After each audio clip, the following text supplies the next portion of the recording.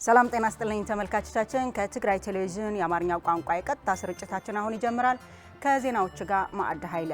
በቅድሚያም የትግራይ አካል ጉዳተኞች በትግራይ በነበረው ጦርነት መጠነ ሰፊ ችግር ማስተናገዳቸውና ካጋጠማቸው ማህበራዊ ኢኮኖሚያዊና ስነልቦናዊ ቀውስ እንዲያገግሙ በትኩረት ሊሰራበት እንደሚገባ ተገለጸም።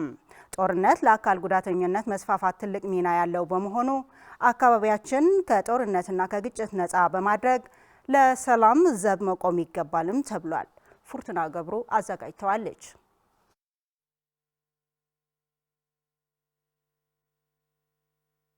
አካል ጉዳተኝነትን የሚያካትት ማህበረሰብ መገንባት ለተሻለ ማህበራዊ እድገት በሚል መሪ ቃል ህዳር 24 የሚከበረውን ዓለም አቀፍ የአካል ጉዳተኞች ቀን ምክንያት በማድረግ የትግራይ ጊዜያዊ አስተዳደር ከኢትዮጵያ አካል ጉዳተኞች ፌዴሬሽን ጋር በመተባበር ከወዲሁ በተለያዩ ዝግጅቶች እየተከበረ ይገኛል። ዛሬ በተዘጋጀው የመክፈቻ መድረክ ላይ ንግግር ያደረጉት የትግራይ አካል ጉዳተኞች ማህበር ፕሬዝዳንት አቶ ገብረኺዳን ሐድሽ የትግራይ አካል ጉዳተኞች በትግራይ በነበረው ጦርነት የጥቃት ሰለባ ሆነው መጠነ ሰፊ ችግር ማስተናገዳቸው በማውሳት ካጋጠማቸው ማህበራዊ ኢኮኖሚያዊና ስነልቦናዊ ጉዳት እንዲያገግሙ በትኩረት ሊሰራበት እንደሚገባም ገልጸዋል። የትግራይ ማህበራዊ ጉዳይና መልሶ ማቋቋም ቢሮ ምክትል ኃላፊ አቶ ገብረስላሴ ታረቀ በበኩላቸው ይህ ቀን ስናከብር የትግራይ ህዝብ ባጋጠመው ጄኖሳይዳዊ ጦርነት ምክንያት በአሁን ሰዓት የአካል ጉዳተኞች ቁጥር በእጥፍ መጨመሩን ገልጸው የትግራይ ህዝብ ከደረሰበት መጠነ ሰፊ ችግሮች እንዲላቀቅ መንግስታዊና መንግስታዊ ያልሆኑ ተቋማት ለአካል ጉዳተኞች ልዩ ትኩረት ሰጥተው ድጋፍ እንዲያደርጉ ጥሪ አቅርበዋል። አላቀር አስተሳሰቦች የወለደው አካል ጉዳተኞች ተጠዋር እንደሆኑ ሰርቶ መኖር እንደማይችሉ በሚል ከኢኮኖሚ ከማህበራዊ ከፖለቲካውና አጠቃላይ ተሳትፏቸውና ተጠቃሚነታቸው ስንመለከት አሁንም ችግር ላይ ያለ መሆኑ ያመላክታል። በኢትዮጵያ ለአካል ጉዳተኞች የወጣ ግልጽ ፖሊሲ ባለመኖሩ አካል ጉዳተኞች ለዘርፈ ብዙ ጉዳቶች እየተጋለጡ መሆኑን የገለጹ ደግሞ የኢትዮጵያ አካል ጉዳተኞች ፌዴሬሽን ዋና ዳይሬክተር አቶ አባይነህ ጉጆ ሲሆኑም ጦርነት ለአካል ጉዳተኞች መስፋፋት ትልቅ መንስኤ መሆኑን በመግለጽ አካባቢያችንን ከጦርነትና ከግጭት ነፃ በማድረግ ለሰላም ዘብ መቆም እንደሚገባ ጠቅሰዋል። አክለውም የተሻለ ስራ ለመስራት አካል ጉዳተኛን የሚመለከቱ ፖሊሲዎችና ስትራቴጂዎች ሊታቀዱ ይገባልም ብለዋል። ኢትዮጵያ ሀገራችን በአሁኑ ሰዓት የአካል ጉዳተኞች የሚመለከት ግልጽ ፖሊሲ የላት። እዚህ ውስጥ ሆነን ነው ባንዲራ ፓራሊምፒክ መድረክ ላይ እያነሳን ያለን። ስለዚህ መንግስታችን በግልጽ ፖሊሲ ደግፈን ያግዘን እያልን ነው ዛሬ የምናከብረው። ፖሊሲ ሲነሳ አብሮ የሀገሪቱ ፖለቲካ አቅጣጫ ይነሳል። ፖሊሲዋን የተቀበለች ሀገር በቀጣይ የአካል ጉዳተኞችን ጉዳይ የምትመራው በዛ ፖሊሲ ይሆናል ማለት ነው። በምስራቅ አፍሪካ የአካል ጉዳተኞች ፖሊሲ ከሌላቸው ጥቂት ሀገራት ውስጥ አንዷ ኢትዮጵያ መሆኗ አሳዝኖን ሳይበቃ በጣም በህዝብ ቁጥር ግማሽ የማይሆኑን ጥቂት ሀገራት ግን ኢቨን በኢትዮጵያ የሚኖሩ የአካል ጉዳተኞች ቁጥር እንኳን የማያክሉ ሀገራት የአካል ጉዳተኛን ፖሊሲ ከማውጣት አልፈው የአካል ጉዳተኞች ኮሚሽን አቋቁሞ የአካል ጉዳተኞችን ጉዳይ ትኩረት በፖለቲካ ሰጥተው እየመሩ ይገኛሉ። እያደረግን ያለነውን አስተዋጽኦ ተቆም ብሎ ተመልክቶ ከፍ ባለ ደረጃ አስተዋጽኦ ማድረግ እንድንችል በህግ ማዕቀፍ የተደገፈ ድጋፍ ሊያደርግልን ይገባል ማለት ነው። ይሄን ማድረግ ከቻለን መንግስታችን ይሄን ማገዝ መደገፍ ከቻለ የተሻለ ነገር ከኛ ማግኘት ይችላል የሚል ጽኑ እምነት አለ። ጦርነትና ግጭት ሁልጊዜ ቀድሞ የሚያጠፋው ሮጦ ማምለጥ የማይችለውን አካል ጉዳተኛ ነው። ስለዚህ የሰላም ጥሪ ልናቀርብ ነው። ለፌደራልም ለክልሉም መንግስት እኛ አካል ጉዳተኞች ጦርነትና ግጭት የጉልበት ግጭት ማለት ነው ይብቃ፣ ሰላም ይምጣ። ነገ የሚከበረው ዓለም አቀፉ የአካል ጉዳተኞች ቀን በዓለም አቀፍ ደረጃ ለ34ኛም በሀገር አቀፍ ለ33ኛም በክልል ደረጃ ደግሞ ለ31ኛ ጊዜ ከተለያዩ ክልሎች የተውጣጡ እንግዶች በተገኙበት በሐውልት ሰማዕታት ይከበራል። በሀገር ደረጃ ከመስከረም ወር ጀምሮ የተተገበረው የደሞዝ ጭማሬ ለትግራይ መንግስት ሰራተኞች ያገለለ ነው ሲል ሳልሳይ ወያኔ ባወጣው መግለጫ አስታወቀም። የደሞዝ ጭማሬ ክልከላ በማድረግ የገዛ ህዝብን መቅጣት ህጋዊነት የሌለውና የሰብአዊ መብት ጥሰት ነው ሲል በመግለጫው ገልጿል። ብርዛፍ ገብረ ጻድቃን አዘጋጅተዋለች። ስለሺ ሐጎስ ያቀርበዋል። የትግራይ የመንግስት ሰራተኛ በሀገር ደረጃ ከተደረገው የደሞዝ ጭማሪ ተጠቃሚ እንዳይሆን መገለሉ የሰብአዊ መብትና የፕሪቶሪያ የሰላም ስምምነት ጥሰት መሆኑን ሳልሳይ ወያነ ትግራይ ባወጣው መግለጫ አስታወቀም።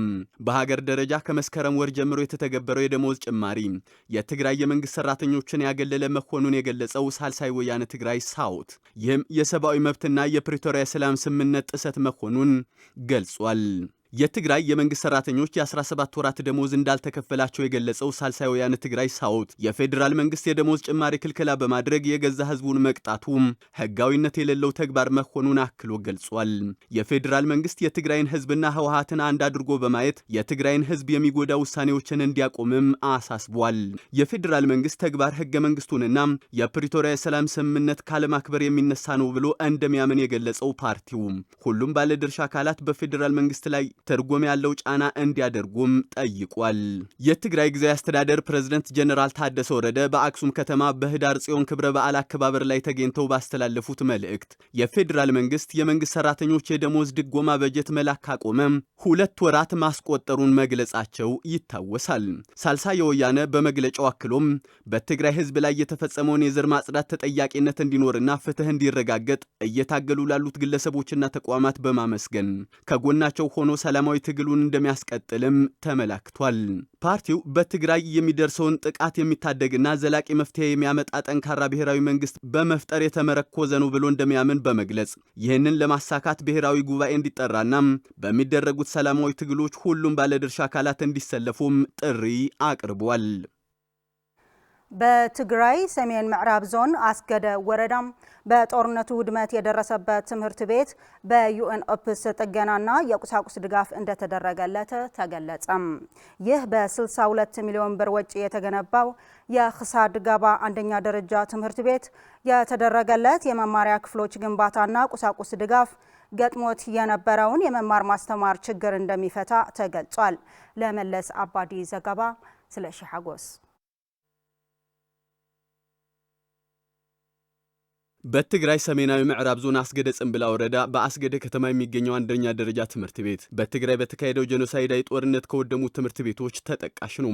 ዩኤን ኦፕስ ይህንን በመረዳት 62 ሚሊዮን ብር ወጪ በማድረግ 3 የተገነቡ ብሎኮች፣ የተማሪዎች መማሪያ ወንበር፣ የጥቁር ሰሌዳ አቅርቦት፣ አጥር በማጠርና ውሃ በማውጣት እንዲሁም ሌሎች ቁሳቁሶችን በማቅረብ አሟልቷል። ትምህርት ቤቱ ደርሶበት በነበረው ውድመት ተማሪዎች ተቸግረው እንደነበር የሚገልጹት መምህራንና ወላጆች በተደረገው መልሶ ግንባታ የመማር ማስተማር ሂደቱ እንዲሻሻል ያግዛል ብለዋል።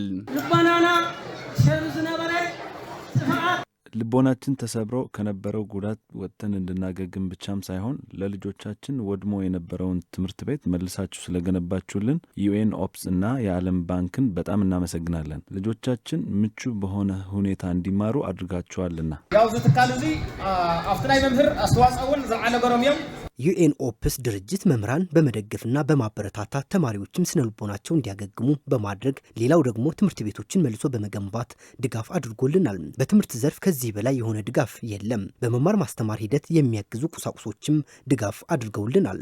የአስገደ ወረዳ ምክትል አስተዳዳሪ አቶ መንገሻ ዘነበም ዩኤን ኦፕስ በጥራትና በፍጥነት ሰርቶ ማስረከቡን በማድነቅ የሚሰራቸውን ስራዎች አጠናክሮ እንዲቀጥል ጥሪ አስተላልፈዋል። ዝትካል እዚ አብዛ ሐለፈው እንትሆነ ኩሉ ዝነበረ ግዚያው እንትሆነ ዩኤን ኦፕስ መምህራን ማህያ እንዳከፈለ እንዳተባበዐ ዩኤን ኦፕስ ባለፉት ዓመታት ለመምህራን ደሞዝ እየከፈለ ሲያበረታታ የቆየ ድርጅት ነው። አሁን ደግሞ ጥራቱን የጠበቀ የመማሪያ ክፍል ያስፈልጋል በሚል ሰፊ ስራ ሰርቷል። ለዚህም እናመሰግናለን። በመቀጠል እንደ ወረዳ ከፍተኛ የሆነ ውድመት የደረሰብን በመሆኑ ዩኤን ኦፕስ ስራውን አጠናክሮ እንዲቀጥል፣ ሌሎች ድርጅቶችም በትምህርት መልስ ግንባታ ላይ እንዲሳተፉ ጥሬን አቀርባለሁ። በኢትዮጵያ የዩኤንኦፕስ ድርጅት አስተባባሪ አቶ ብርሃኑ አሰፋ ድርጅታቸው ያስገደ ወረዳን ጨምሮ በትግራይ በሚገኙት 5 ወረዳዎች ላይ የተለያዩ ስራዎችን ሰርቶ ለአገልግሎት ማብቃቱን ያስረዳሉ። የትግራይ ክልላዊ መንግስትም የፌዴራል መንግስትም ገለልተኛ ናችሁና ሄዳችሁ ተሰራላችሁ ብሎ መርጦ 5 ወረዳዎች ላይ የተለያዩ 5 የተለያዩ ፕሮጀክቶችን እንድንሰራ የተሰጠንን አደራ ተቀብለን ሁሉንም ፕሮጀክቶች በተገቢው መልኩ አከናውነን ጨርሰናል። እንደገናም እንደዚህ ክንውኖች በምናከናውንበት ጊዜ በተቻለ መጠን ግብአቶች ከአካባቢው እንዲሆኑ፣ ኮንትራክተሮች አካባቢው እንዲሆኑ፣ የአካባቢው ሰው እውቀት የሚገበይበትና ኢኮኖሚ ተጠቃሚ የሚያገኝበት እንዲሆን በማረጋገጥ በኩል የበኩላችንን ጥረት አድርገናል። ይህም ተሳክቶ አይተነዋል። በኢትዮጵያ መንግስት በትግራይ ክልላዊ መንግስትና በወርልድ ባንክ አደራ ተሰጥቶን ሰርተናል። ይሄን ሰርተናል። እኛ ደግሞ ከዚህ በኋላ አደራ የምንለው ለእናንተ ነው። ይሄ ትምህርት አሰጥተናል፣ ሰርተናል። ስለዚህ ይሄንን ትምህርት ቤት በስነ ስርዓት ጠብቃችሁ ተማሪዎቻችሁ ኮትኩታችሁ አሳድጋችሁ ለሀገር የሚበቁ የሚጠቅሙ ዜጎች እንደምታደርጉባቸው ሙሉ ተስፋ አለን። በትምህርት ቤቱ ምርቃት ላይ የተገኙት የትግራይ ትምህርት ቢሮ ኃላፊ ዶክተር ኪሮስ ጉዑሽ በበኩላቸው የትግራይ ትምህርት ቤቶች ሆን ተብሎ እንዲወድሙ መደረጉን በመግለጽ ከባለድርሻ አካላት ጋር በመተባበር መልሶ ለመገንባት ጥረት እየተደረገ መሆኑን ያብራራሉ። በተስተወልዐ ፊናት ምክንያት ብዙ ዕንወት በጽሕና እዩ። በትግራይ በተካሄደው ጦርነት እንደ ክልል ከፍተኛ የሆነ ውድመት ደርሶብናል። የሌላውን ዘርፍ ትተን በትምህርት ዘርፍ ላይ ብቻም $5 ቢሊዮን የሚገመት ውድመት ተፈጽሞብናል። ይህ የሆነበት ምክንያት ድንገት በተተኮሰ ከባድ መሳሪያ ብቻ ሳይሆን ሆን ተብሎ ታቅዶበት የተፈጸመ ውድመት በመሆኑ ነው። ከፕሪቶሪያዊ ሰላም ስምምነት በኋላ ተቋርጦ የነበረው የመማር ማስተማር ሂደት ስንጀምር ዩኤን ኦፕስ ደጋፊዎቻችን ሆነዋል። ዩኤን ኦፕስ በትግራይ በ5 ወረዳዎች ላይ ስራዎችን እየሰራ ይገኛል። በአስገደም፣ ባበርግሌ፣ ጭላም፣ በሐውዜን፣ በህንጣሎና በእንዳመሆኒ ወረዳዎች ላይ ነው የመልሶ ግንባታ ስራዎች እየሰሩ የሚገኙት። የዓለም ባንክ ላደረገው የገንዘብ ድጋፍ እናመሰግናለን። የትምህርት ዘርፉን መልሶ የመገንባት ስራ እንደ ትምህርት ቢሮ ተጠናክሮ ይቀጥላል። ወጣቶች በሳይንስና ቴክኖሎጂ የተመረኮዘ የስራ ፈጠራ ላይ በማሰማራት የማህበረሰቡን ብሎም የሀገሪቱን ኢኮኖሚ ለማሳደግ ያላቸውን አስተዋጽኦ የጎላ መሆኑን ተገለጸም።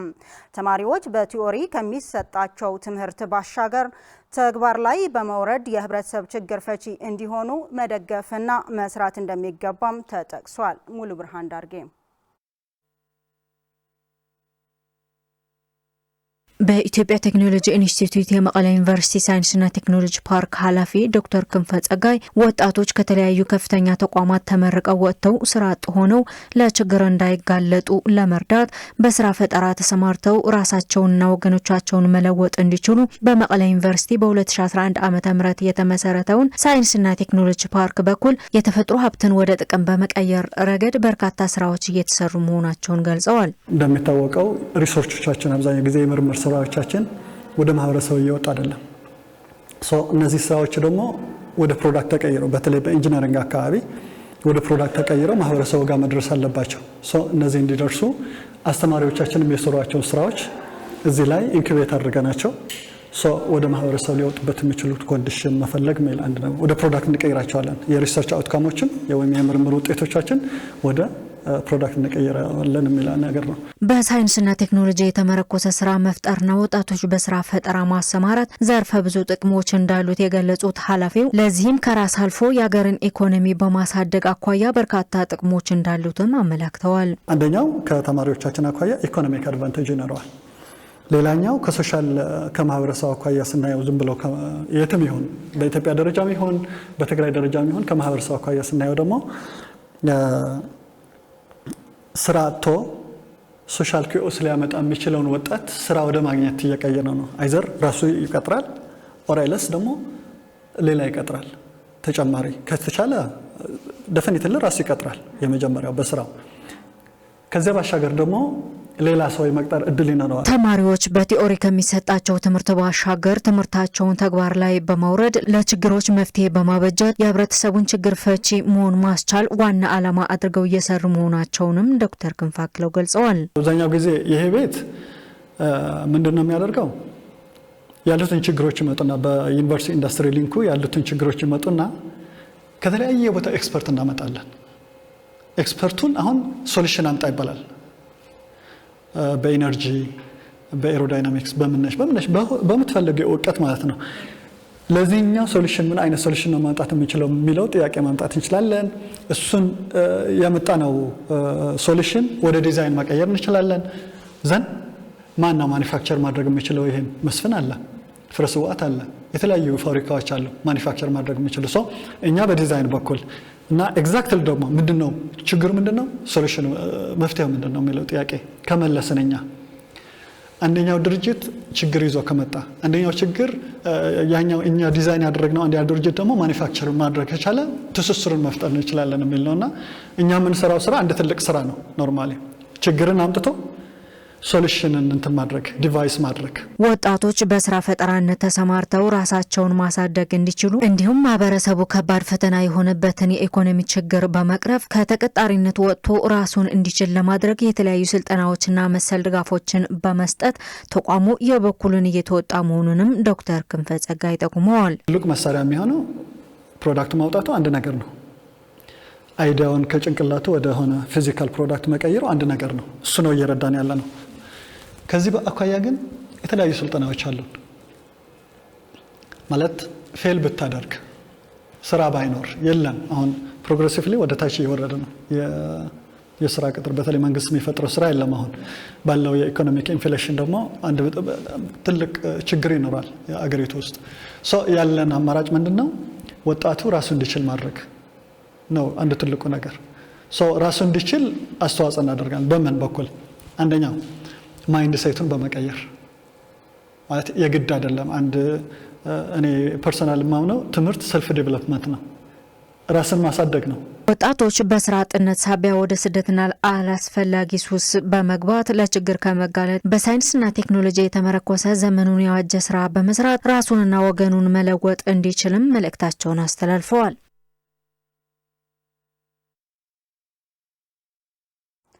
28 ሚሊዮን ብር ወጪ ተደርጎበት በጥገና ላይ ያለው የአቡነ አፍጸ ይሓ ጥንታዊ ገዳም አሁናዊ ሁኔታውን አስመልክቶ ጉብኝት ተካሂዷል።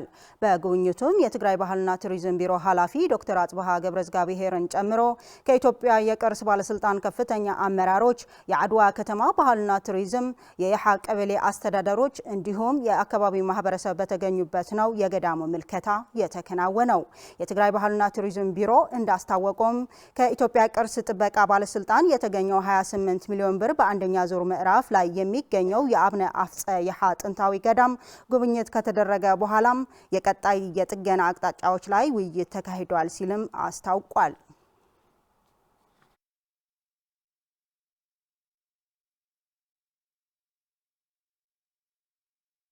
ተመልካቾቻችን ለሰዓቱ ያዝናቸው ዜናዎቻችን በዚህ አበቁ። በያላችሁበት ሰላም